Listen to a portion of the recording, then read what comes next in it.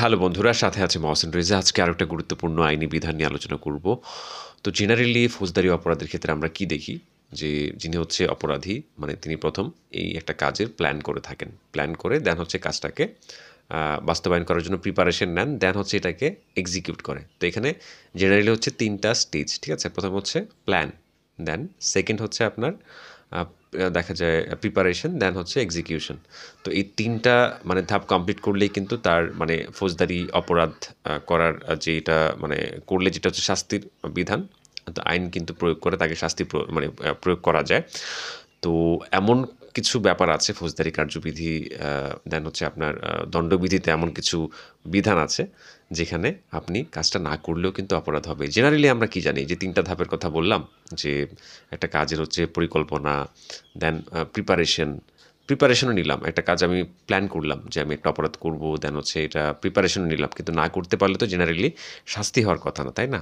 কিন্তু মানে বাংলাদেশ দণ্ডবিধিতে এমন কিছু মানে বিধান আছে যেটা হচ্ছে আপনি প্রিপারেশন নিলেই আপনি কিন্তু সেই অপরাধের জন্য দণ্ডিত হবেন।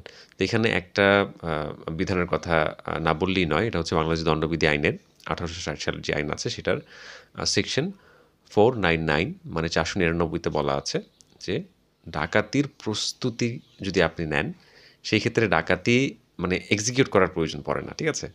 এক্সিকিউট না করেই কিন্তু আপনি শাস্তি পেতে পারেন সর্বোচ্চ ১০ বছরের সশ্রম বা বিনাশ্রম কারাদণ্ড পেতে পারেন। দেন হচ্ছে আপনার ফাইনও হতে পারে, ঠিক আছে?